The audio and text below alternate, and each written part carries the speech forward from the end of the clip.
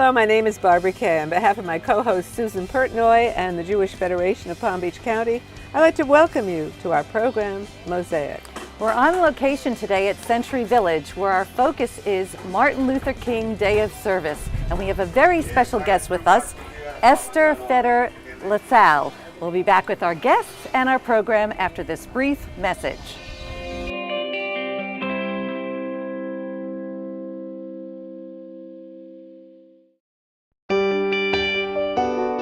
When I was young, I went to Jewish summer camp, traveled to Israel, and participated in leadership development groups. Today I'm teaching my children that being part of the Jewish community helps keep our heritage and traditions alive and vibrant, and can be fulfilling, exciting, and fun. At the age of 90, I started a second career, delivering meals to homebound seniors. Because I'm a senior myself, I know how tough it can get. If somebody is in trouble and needs help, we need to be there for them. As Jews, it's who we are. It's what we do. When my family needed help, we turned to the Federation, and they were there for us. How good it was for us to know that we are not alone. Community, like every gift, counts. Together, we can ensure a vibrant Jewish future. Federation and you, changing the world together.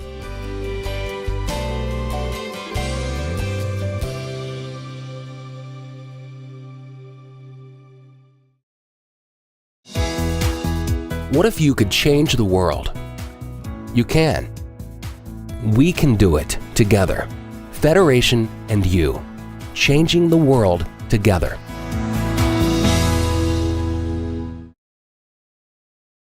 Welcome back to MOSAIC, and welcome to you, Jenny Frommer. What a pleasure to have you here. Thank you, Barbara. It's a pleasure to be here. Sitting here with the CEO of the Albert Jewish Family and Children's Service, I'm thrilled. First of all, we're here on a very special day. It's Martin Luther King Day. It's a day where you do good deeds and do work and make the world better. And you are helping it. Explain, first of all, before our viewers get confused with my chatter, explain about what your work does. I mean, what does the Albert Jewish Family Children's Service do, literally? Well, Albert Jewish Family and Children's Service and Levin Jewish Residential and Family Service, we do one thing. We help people during challenging times in their lives. Yeah.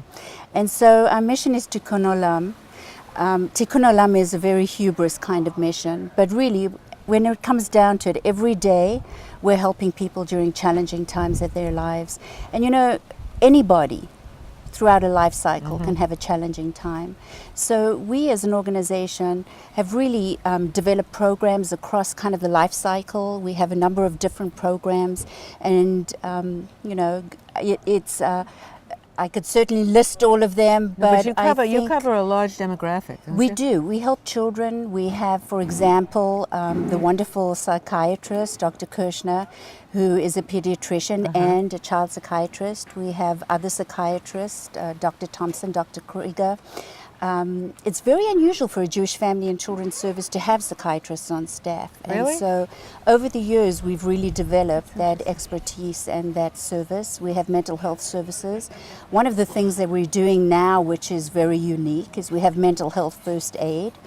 Mental health first aid. Just like CPR. Oh. You know how ordinary people are trained to save lives?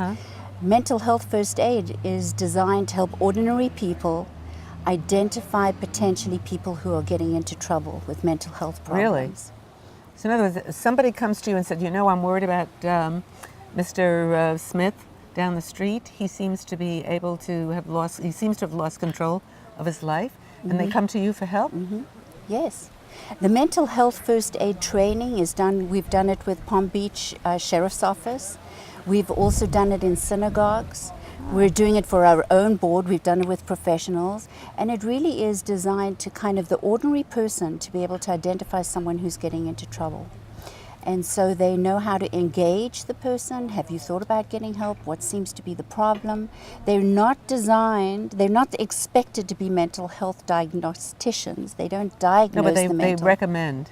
Yeah, they Isn't really that connect incredible? people before they get into worse trouble because they might be depressed, or they might be feeling suicidal, or they might just generally be out of sorts. You know, that's amazing. The Jewish Federation has an interesting role in a community. What it does is it assesses the needs of a community and then encourages certain agencies to evolve to take care of it. And I remember when they started with the Jewish Family and Children's Service, and then it became the Albert Jewish Family and Children's Service, because we have so many people here that are displaced. Right. Last year we celebrated our 40th anniversary. Wow. 40th anniversary? Yes. Yeah, my goodness. You know, we're here for a very special occasion today. Martin Luther King really advised people to be productive on a day like this.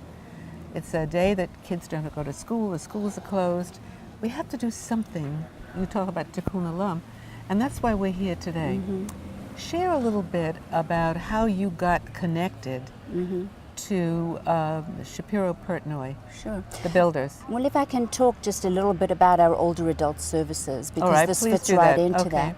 We provide older adult services, and we help people, again, during challenging times in their lives. So one of the things that we do is really try and optimize people's independence and age in place. And we do that through our care management programs, and we also do that through our Enhanced Companion program. And our Enhanced Companion program is actually where we encourage and recruit seniors themselves and train them to help other seniors. Oh, okay. And so within our services to older adults is our special service, which is Holocaust survivors and providing services to Holocaust survivors. We do a lot of training for home health agencies, for example, for assisted living facilities, because survivors generally have unique needs. But in a little while, you're going to be talking with Elise Jacobson, Yes. who's our Chief Program Officer, and she oversees the Holocaust program. So what's special about today is that, again, people have different challenges during their lives, and Esther really had a problem in her home. And so what is so fabulous about this opportunity today, and we've had Portnoy Shapiro actually help us at other times in our group homes. I think this is the sixth year they're doing this. Yes, and they always do it on Martin Luther King Day. Yeah, isn't that nice? And it really is them and their, subcontractors giving back and making a difference in someone's life. Yeah, that is so wonderful. One more thing I want to ask you about, because as I said, not displaced, but people that are away from their families and grow older here. And you have an opportunity to help the families keep a connection with the parents here. Yes, you're referring to our Elder Care 360 program. Right. I think that's brilliant. It's Elder Care 360 degrees. It's really kind of encompasses all aspects of that older adult's life. And yes, we're trying to buttress their independence and maintain them in their own homes for as long as possible. And so along a continuum of care, we're assessing that older adult, we're communicating with the adult children who are out of state. Probably one of the most frustrating things for adult children out of state is that they just don't always know what's going on. And adult children know that their parents don't tell them everything that is going on. They'd like to have somebody here who's controlling it so they can have the information. Right. I think that's brilliant. It's kind of being the eyes and ears. We know we cannot substitute for the family who are up north, but we're the eyes and ears, and you know what, we're building a safety net for older adults so that invariably there's going to be some kind of crisis, and then we're in place, and we know that individual, we know the family, and so we understand the values by which they want to be served, and then can put together a service plan as it happens. I tell you something, it's never dull or boring to talk to you. You are amazing. I'm going to speak with your Holocaust survivor, the one that's in charge of the Holocaust survivors. Elise Jacobson. Elise, yes. And I have to tell you, keep up the good work. Thank you, Barbara. So appreciate the opportunity of being here. Thank you. My pleasure. Welcome, Elise. It's a pleasure to have you here. Thank you. Jenny was telling me you're very, very significant in regard to the Holocaust program they had for the Albert Jewish Family and Children's Service. Tell me what you do. Oh, well, thank you for that. We have a wonderful team for a Holocaust program. I do oversee the program. We have 4 case managers who are just incredible, providing care management services to about 400 Holocaust survivors in our community. Really? Yeah. Yeah, there's a very large repository here. what happens? The Jewish Family and Children's Service gets money from the claims conference. And that's how they underwrite the care and the service for the Holocaust. We're very survivors? fortunate, yes, we're very fortunate to get a grant from the claims conference that allows us to use those funds to help survivors age in place and maximize their independence. For those who are unable to afford care in the home, we're able to help supplement with the funds that we receive. So they reach out to you for need and assistance. Holocaust survivors contact us for many reasons. Sometimes they know they need help. That everyone wants to remain in their home. No one wants to have to move to a facility. We're able to use the funds to help that. Holocaust survivors contact us when they'd like to apply for some kind of compensation that they might be eligible for. And really of significance is they reach out to us because so many Holocaust survivors are isolated. Yeah, alone. You know, I went to something that you ran called Cafe Europa. Yes. Explain what that is. That is so charming. It's it really wonderful. Was. It truly is wonderful. After the war in Europe, when the camps, everyone was liberated and they tried to find family and friends, they would go to the cafes of Europe and just look and stare at the different people there to identify, are you from my hometown? Do you know someone who I knew? To find some connection. That morphed here in the States to Cafe Europa. It's held really nationwide. Ours is always in December, and we get over 300 Holocaust survivors who come really just to gather. They're not looking for special presentations and performances. They just want to meet and greet. They walk around looking at faces, trying to make a connection. And most often, many years, we have had connections of cousins reuniting or people who were unfortunately in the same camp at the same time, meeting each other. It's a wonderful day. You should feel so good about it. You do such a good job. Oh, I really well, want to. thank you. We're going to see one of the Holocaust survivors and how you have taken charge and what's happened because she's had a problem. Yes. It's really going to be wonderful. Yes. Susan's going to be speaking with her. Terrific. Esther's wonderful. Thank you. Thank you. We'll be back right after this brief message. Our Jewish Federation has accomplished so much, and still needs keep growing. You can help us do even more. Community, like every gift, counts.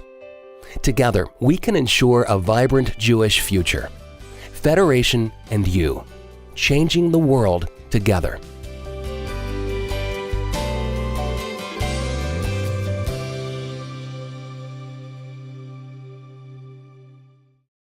Welcome back, and welcome Esther Lascelle and Sarah Zenley. We're here today for Martin Luther King Day of Service.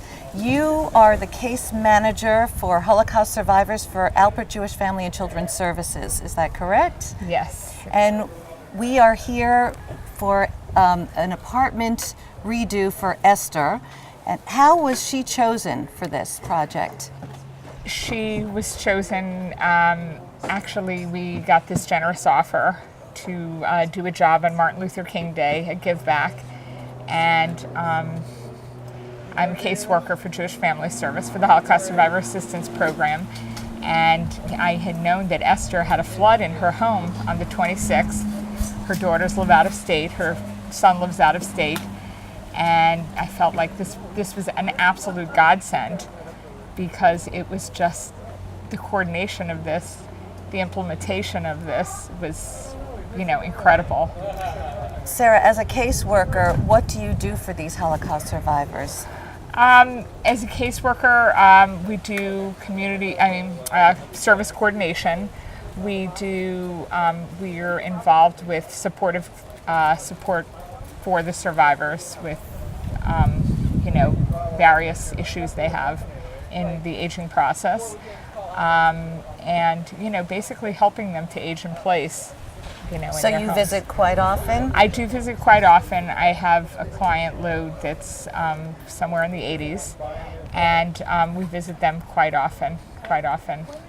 For support, we visit them at home, in hospitals, in their nursing homes. It's basically to give them the most level of function at their that's advanced a terrific age. service.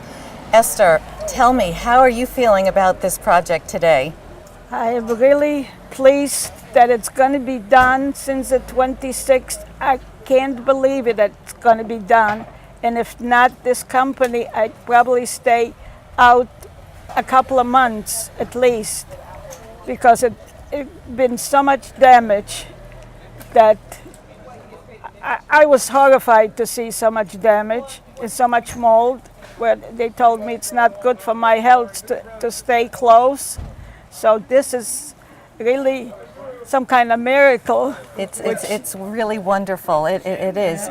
Can you talk about your experience in the Holocaust a little bit? Yes, I was born in Poland, and because we lived not far from the Russian border, we were able to take a train when everything was burning, take a train, and the gate were open at that time, although we suffered a lot, and I lost a brother.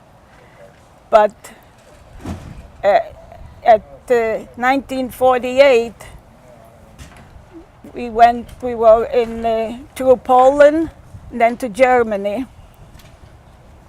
In Germany, I met my husband. My husband, yeah. He was also a survivor and lost all of his family. So we kind of, he was older, so we kind of on each other relied. It wasn't pleasant in Germany, but at least I was free. We had very little we had.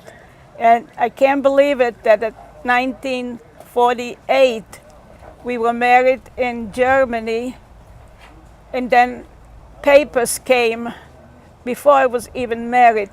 Papers came, he spoke to a secretary, and really in fun, but she wrote everything down, what he is, what I am, what we can do for the United States and young people. So it didn't take us long. My parents went to Israel. We were supposed to follow, but because of these papers to the United States, we were able to come and build a beautiful family. Yes, you have a large family. Large family, yeah. The Nazis did not get you, right? Yeah, that's right. They wanted to destroy all the Jews, but look at me now. This little girl, frightened little girl, accomplished so much in my life. To have a great child to live to see is some kind of miracle in itself. So I'm blessed, and I do believe God helps. I am involved in the synagogue. I am involved as much as I can. That's wonderful. At 85, it's harder, gets harder, but because of help from all these blessed people, that I can still stay in my home, and my family doesn't have to worry, because they can always get in touch with such nice people as Sarah. She's really terrific, Yes, and the Alpert Jewish Family and Children's Service has quite a unique Holocaust survivor program. Yes, yes, That's very true. That is true. It's very unique. We really are given that opportunity to be able to support and help the survivors. It's essential and critical. Well, thank you for joining us. We're here with Kevin Shapiro and Josh Pertnoy, the principals of Shapiro Pertnoy Construction Company and the masterminds of this wonderful Tikkun Olam Day, Repairing the World.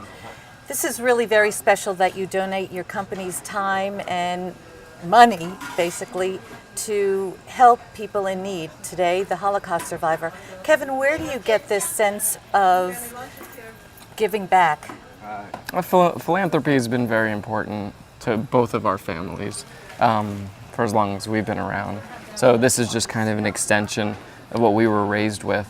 So this is our 6th annual Shapiro Pertnoy Company's MLK Day of Service. So we're very proud to be here today. And Josh, how about you? Why are you so committed? Well, I mean, a lot of what Kevin said. I mean, we try and give back to the community as much as we can every year on MLK Day. So we try and follow in our father's footsteps, our company's footsteps, and give back to the community. That's wonderful, and I think you're very involved with the Alpert Jewish and Family Children's Services. Do you work with them? Yeah, we do quite a bit of work with them, and I've been involved for about 3 years now. And that's actually how we found this project this year. I reached out to Jenny, and she put us in touch with Esther and Sarah, and that's how this all came about. Well, your enthusiasm is very infectious because you really motivate your team and your subs. Who do you have working here? Do you have different subs? Or?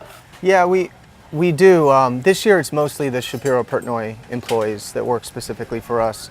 A lot of our subcontractors did donate supplies and a little bit of labor, but this year it's mostly the Shapiro-Portnoy companies.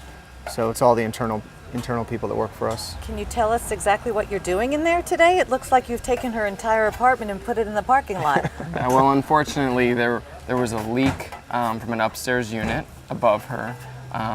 So a lot of her cabinetry and flooring needed to come out, and her appliances. So that's all been moved out, and all new stuff is going in. So hopefully she can move back into her unit. When? Hopefully tonight or tomorrow. That's quite an accomplishment. Why don't we take a walk through and see exactly what you're doing and then talk to some of the volunteers here today. How about that? Perfect. Sounds good. Okay. Most of the first floor of the apartment was damaged from a leak upstairs. So we took out and replaced all the wood flooring and baseboards and drywall work here, as you can see.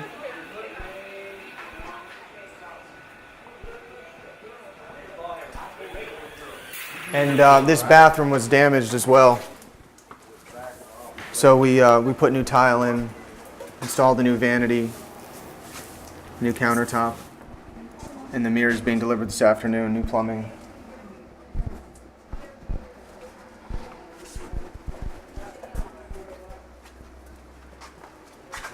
Go take a look at the kitchen. And the kitchen had some extensive damage as well. So all the base cabinets had to be ripped out. And all the drywall on the walls and the ceilings and some of the flooring. So we repaired all of that. And actually we are going to start installing cabinets after lunch and put a new water heater in as well. So this involved the electrician and the plumber, drywall work, and like Josh said, new appliances as well. Listen, I have to tell you something. You deserve to sit down and rest. You've been here since 8 o'clock this morning. Tell me how it feels to get involved in something that changes somebody's life so dramatically. I think it's a wonderful opportunity. I think it's great that our company does this and sponsors this every year. It's a chance for us to give back to the community and do what we do best, which is construction, in a way that helps somebody and, like you said, changes their life. It's wonderful. You made this woman's life, completely whole again. It's really amazing. Why do you do it? Why do I do it? Well, it's a day off work. No, but we enjoy all getting together and cleaning for her, and it's just something to give back. Yeah, we enjoy it. The look on her face when she saw us. That's really something. And Jennifer, you did you grow up with philanthropy in your household? I did, actually. My son my oldest is involved in Scouts. He was a Boy Scout, he's an Eagle Scout, and we're always doing community service projects, so this is kind of in our blood. That's great. Yeah. How about you, Shannon? I really love that our company does it. We don't get to see our guys all the time, and to be able to work with them and really appreciate what they do for us and for the community, and to work side by side with them is wonderful. And to help somebody, like when we got here this morning, she lit up. It was really wonderful. Yeah, she did. When you listen to this woman's life and the story that she tells about the Holocaust and everything, it's heart-rendering. And she said the first place she had so much mistrust in her body from the life that she had. This was one of the first things that ever changed her feelings. She now, all of a sudden, has a sense of trust in people. You've done a remarkable job, you know that? That is amazing, though, you know, to make a difference in someone's life just for the little bit of time we're going to be here, you know, to make that big of a difference, that she's so appreciative. But it's a feel-good feeling for us also. Yeah, I'm sure it is. How do you feel about it? She's shy. It makes me feel really good that she can come home and have her home again. She's been displaced for quite some time, so it's really important that she has her sweet little home back. And happy that we can make it happen for her. That, I have to tell you, everybody at this table not only should eat well tonight, but you should sleep well too. It's really amazing. You have any comments, Susan? We have some gentlemen that are working very diligently inside. Why don't we take a chat with them? Okay, thank you, ladies. Thank you.